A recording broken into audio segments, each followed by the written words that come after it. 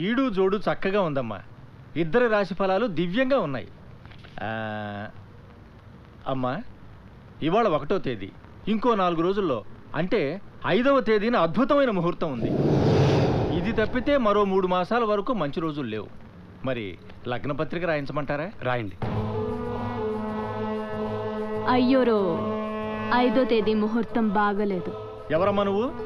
వేల పెళ్లిళ్ళు ఈ చేతులతో చేయించాను. పంచాంగం నాకు కంఠోపాఠం. అంత కోపమైంది అయ్యోరా.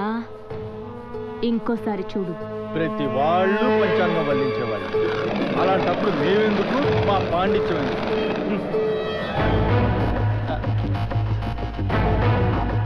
ఏమైంది పంతులు గారు? తప్పు జరిగిపోయింది బాబు. నాకు తెలియకుండానే దుర్ముహూర్తం పెట్టేశాను. ఆ అమ్మాయి చెప్పకపోతే ఎంత ఘోరం జరిగేదో. ఎప్పుడు ఇలా జరగలేదు.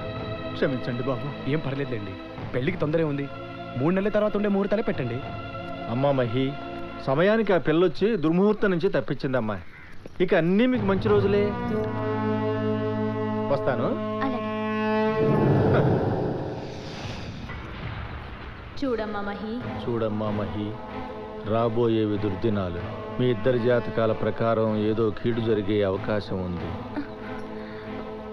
మరి ఇప్పుడు ఏం చేయాలి పంతులు గారు? ఏం చెయ్యాలో చెప్పడానికే కదమ్మా నేనున్నది. ఏం చేయాలో చెప్పడానికే కదమ్మా నేనున్నది. ఓ వారం పాటు మీ ఇద్దరి మధ్య మాటలు కానీ చూసుకోవడాలు కానీ జరగకూడదు. ఒకే ఇంట్లో ఉండకూడదు. అప్పుడు కానీ అనుకున్నది జరగదు. ఊరుకోండి పంతులు గారు. 1 వారం విడిపోయినంత మాత్రాన చెడు మంచి అయిపోతుందా? రాజా, 1 వారమే కదా, కాదనుకో. కానీ గోవిందం, ఏమ్మా? అత్తమ్మ వాళ్ళని బట్టలు సర్దమని చెప్పు. సింహాచలం వెళ్ళాలి. అలాగేనమ్మా. ఈ వారం దాటితే గండం గడిచినట్టేనా పంతులు గారు? ఏ గన్